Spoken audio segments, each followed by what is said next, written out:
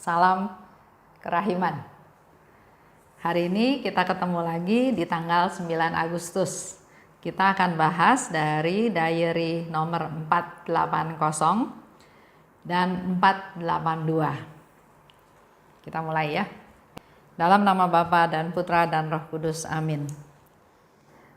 Tariklah saya, ya Tuhan, supaya saya dapat ada di dalam Engkau. Cintai saya, supaya saya bisa mengasihi sesama. Amin. Dalam nama Bapa dan Putra dan Roh Kudus. Amin. Kita lihat ya sama-sama dari 480. 29 September. Pesta Santo Mikael Malaikat Agung.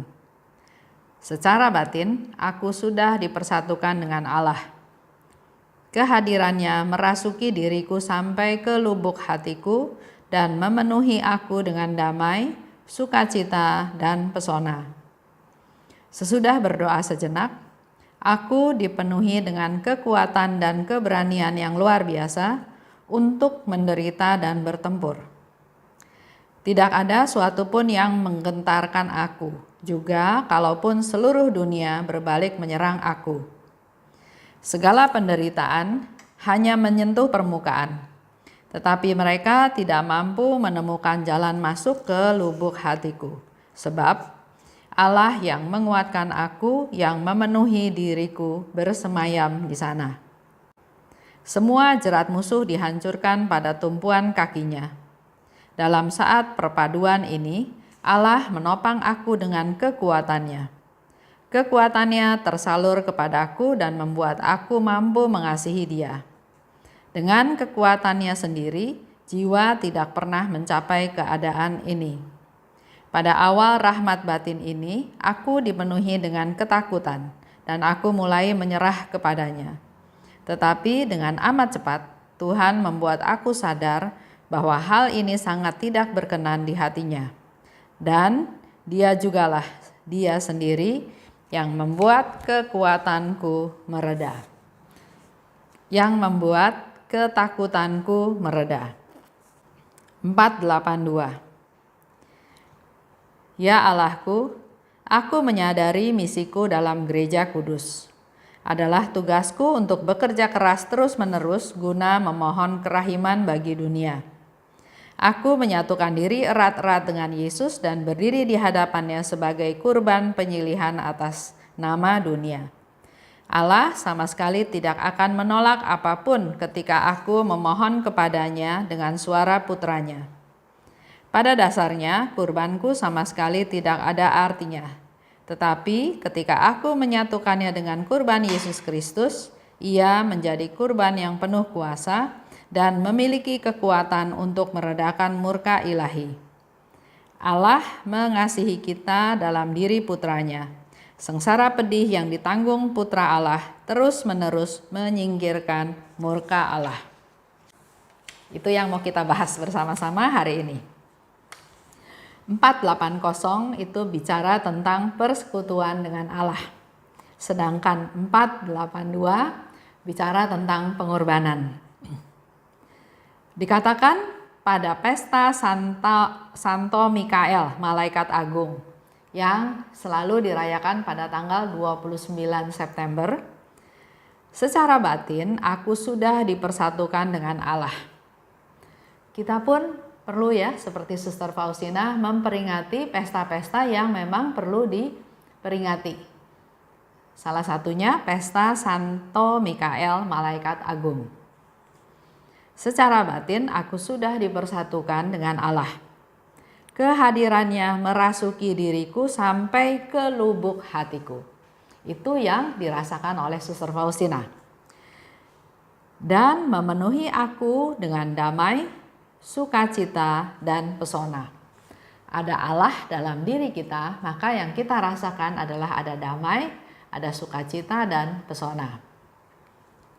Sebaliknya juga ada orang bilang, di dalam saya ada Tuhan, tapi masih gelisah, masih khawatir, masih bingung, masih bimbang, masih galau. Di sini Suster Faustina mempertegas, ada Tuhan dalam diri saya, maka saya mengalami damai, mengalami sukacita. Dan dikatakan oleh Suster Faustina, aku menjadi kuat untuk menghadapi penderitaan dan pertempuran. Dengan pengalaman Tuhan ada dalam dirinya, maka dia merasa dia menjadi kuat untuk menghadapi penderitaan dan pertempuran. Dan ternyata segala penderitaan hanya menyentuh permukaan. Segala penderitaan hanya menyentuh permukaan. Tidak bisa masuk ke dalam lubuk hatiku karena Allah yang menguatkan aku, Allah yang menopang aku dengan kekuatannya, Allah yang ada di dalam hatiku. Ya, di situ dikatakan Allah menopang aku dengan kekuatannya. Kekuatannya tersalur kepadaku dan membuat aku mampu mengasihi Dia. Dengan adanya Tuhan dalam dirinya dia, maka penderitaan itu hanya ada di permukaan, nggak bisa masuk ke dalam lubuk hatinya. Dan karena ada Allah yang menopang aku, maka kekuatannya itu membuat aku mampu mengasihi Dia. Karena dikatakan di sini bahwa dengan kekuatannya sendiri, jiwa tidak pernah mencapai keadaan ini. Untuk mengasihi, sungguh-sungguh mengasihi Tuhan, butuh kekuatan dari Tuhan, butuh rahmat dari Tuhan. Jadi bukan hanya dengan kemampuan sendiri, karena kalau dengan kemampuan sendiri pasti nggak bisa. Membuat aku mampu. Begitu pula dalam menghadapi banyak hal. Kalau kita mengandalkan Tuhan, kita berserah pada Tuhan, kita mempersatukan diri kita dengan Tuhan, maka kita akan mampu. Tuhan akan melimpahkan kekuatannya untuk kita menjadi mampu menghadapi segala sesuatu. Pada awal rahmat batin ini, aku dipenuhi ketakutan. Ya, mula-mula dia merasa takut. Kita sebagai manusia wajar ya, kalau menghadapi suatu pertempuran, suatu penderitaan, ada ketakutan. Ya. Tapi sebelum itu, Tuhan sudah sadarkan aku bahwa hal ini nggak berkenan kepadanya. Begitu pula masukan untuk kita semua. Jangan ketakutan itu menguasai kita, ya. Jangan, aduh Tuhan, saya nyerah deh. Jangan sampai seperti itu, ya. Karena ternyata Tuhan menyadarkan Suster Faustina, juga sekaligus menyadarkan kita semua bahwa hal itu tidak berkenan di hati Tuhan. Dan kalau kita berserah pada Tuhan, mengandalkan Tuhan, maka Tuhan sendiri yang akan membuat ketakutan mereda. Persembahkan kepada Tuhan. Beritahu kekhawatiran kita, kesusahan kita, serahkan kepada Tuhan. Jangan dipegang terus ya, jangan rasanya sayang dilepas. Banyak orang yang merasa sayang, terutama kalau ada orang menyakiti kita. Nggak bisa Tuhan, orang ini nggak bisa saya ampuni, orang ini harus mengalami kesusahan juga karena dia sudah menyusahkan saya. Kalau kita nggak mau lepasin, ya kita nggak akan merasa damai, nggak akan merasa sukacita, dan akan selalu ada ketakutan, ada kekhawatiran. Oleh sebab itu, kita harus bersandar padanya, kita harus mengandalkan Tuhan, harus berserah pada Tuhan, maka nanti Tuhan sendiri yang membuat kita nggak ketakutan lagi. Kalau bicara di 482 itu bicara tentang pengorbanan, ya. Aku sadar akan misiku dalam gereja kudus. Jadi sebetulnya kita semua punya tugas, punya misi. Saya baru dengar beberapa hari yang lalu, apa sih bedanya antara pekerjaan dan misi? Kalau pekerjaan itu katanya sifatnya pasif. Saya dikasih kerjaan, ya sudah saya kerjakan. Tapi kalau misi adalah sesuatu tugas yang kitanya proaktif, kitanya yang bergerak, kitanya yang mengejar supaya misi itu bisa tercapai. Ya, jadi beda antara kalau pekerjaan kita pasif, dikasih kerjaan ya kita kerja, nggak dikasih kerjaan ya kita nggak kerja. Suster Faustina bilang misiku dalam gereja adalah satu, kerja keras untuk terus menerus mohon kerahiman bagi dunia. Ini bukan tugasnya Suster Faustina aja, tugas kita semua. Ya, Tuhan sudah siapkan waktunya pada jam kerahiman. Tuhan bilang, pada saat jam kerahiman, datanglah padaku, renungkanlah sengsaraku. Berdoalah buat mereka yang berdosa. Di sini Suster Faustina bilang, dia punya misi untuk bekerja keras. Bukan tunggu kerjaan, datang kerjaannya baru dia kerja, tapi misi adalah kitanya yang harus proaktif, kitanya harus aktif. Apa? Bekerja keras. Untuk apa? Untuk mohon kerahiman bagi dunia. Berdoa, mati raga, melakukan perbuatan baik, menjadi silih ya. Mohon kerahiman bagi dunia. Yang kedua, misinya dia menyatukan diri dengan Yesus, berdiri di hadapannya sebagai kurban penyilihan bagi dunia. Berdiri di hadapan Tuhan, menjadi kurban penyilihan bagi dunia. Dia rela berkorban, dia meniru, meneladani Yesus yang rela berkorban untuk menyelamatkan dunia. Allah tidak akan menolak apapun ketika aku mohon kepadanya dengan suara putranya. Ini sama juga dengan doa koronka yang Tuhan Yesus ajarkan. Demi sengsara Yesus yang pedih. Kita berdoa kepada Allah Bapa, Bapa yang kekal. Ya, terus dilanjutkan dengan kata-kata demi sengsara Yesus yang pedih. Tunjukkanlah belas kasih-Mu kepada kami dan seluruh dunia. Jadi, di sini Suster Faustina juga mempertegas bahwa Allah tidak mungkin menolak apapun ketika aku mohon kepadanya dengan suara putranya melalui Yesus. Memohon kepada Allah melalui Yesus. Pada dasarnya kurbanku nggak ada artinya. Iya betul ya. Apa sih artinya pengorbanan kita? Apa sih artinya kurban kita? Tapi waktu menyatukan kurban kita dengan kurban Yesus, maka ia menjadi kurban yang penuh kuasa. Dan ada kekuatan untuk meredakan murka ilahi. Jadi kalau kita melakukan suatu pengorbanan, jasa kita sendiri tanpa kita menyatukan dengan kurbannya Yesus, itu nggak ada artinya. Tapi sebaliknya, walaupun kurban kita kecil tidak ada artinya, tapi kita satukan dengan kurban Yesus, maka kurban itu akan penuh kuasa, bahkan bisa meredakan murka Allah. Allah mengasihi kita dalam diri putranya. Sengsara pedih yang ditanggung putra Allah terus-menerus menyingkirkan murka Allah. Ya, ini yang tadi saya katakan seperti dalam doa koronka. Demi sengsara Yesus yang pedih. Jadi, Yesus sendiri ngajarin kita untuk mempersembahkan Yesus kepada Bapa. Karena Yesus sangat tahu apa yang tidak bisa ditolak oleh Bapa. Sehingga Yesus ajarkan demi sengsara Yesus yang pedih, tunjukkanlah belas kasih-Mu kepada kami dan seluruh dunia. Yesus jadi persembahan. Dikatakan oleh Suster Faustina di 482 bahwa Allah mengasihi kita dalam diri putranya. Sengsara pedihnya dari putra Allah terus-menerus menyingkirkan murka Allah. Ini kembali lagi saya ingin ingatkan sedikit berkaitan dengan doa koronka. Masih ada orang yang berdoa koronka dengan menyisipkan peristiwa-peristiwa di dalam doa koronka tersebut. Kalau doa rosario, ya betul. Setiap 10 Salam Maria selalu ada peristiwa-peristiwa, contoh peristiwa terang. Ya, Yesus dibaptis di Sungai Yordan, peristiwa yang pertama.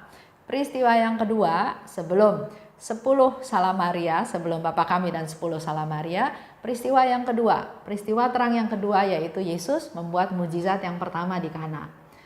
Peristiwa terang yang ketiga, Yesus mewartakan kabar gembira, kabar baik, bertobatlah, kerajaan Allah sudah dekat. Peristiwa keempat, Yesus dimuliakan bersama Musa dan Elia. Peristiwa kelima, Yesus mempersembahkan tubuh dan darahnya dalam perayaan Ekaristi. Memang sudah diatur per 10 itu ada peristiwa-peristiwa tertentu.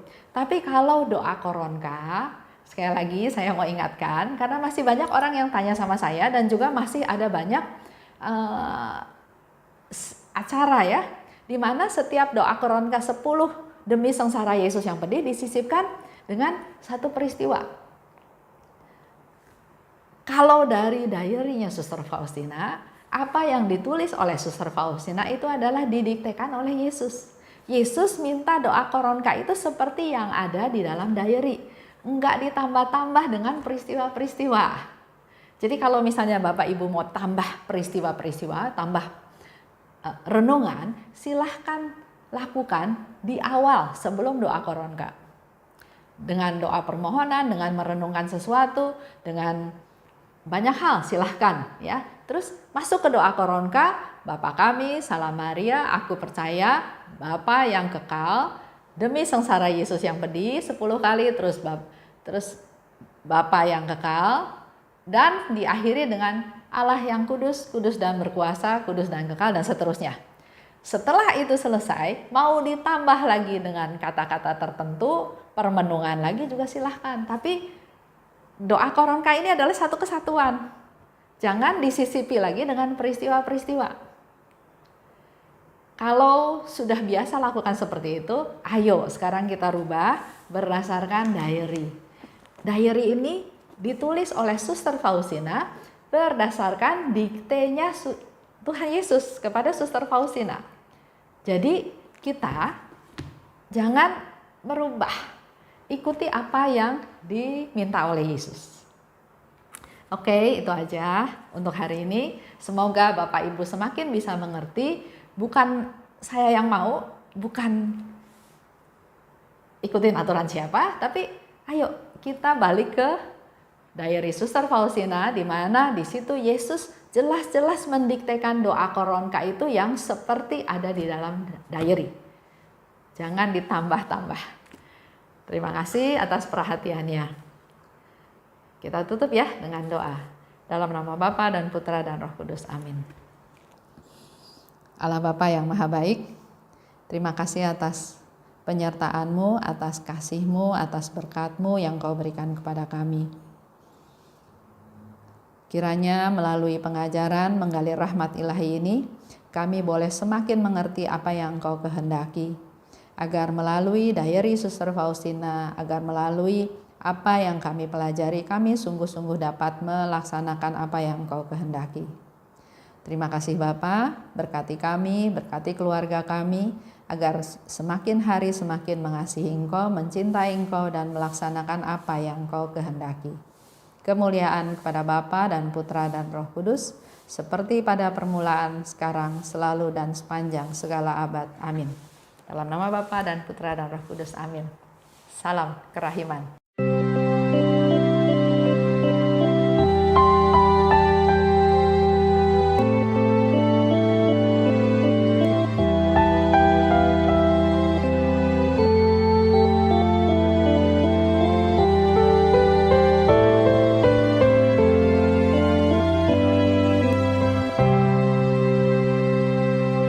Syukur kepadamu ya Allah,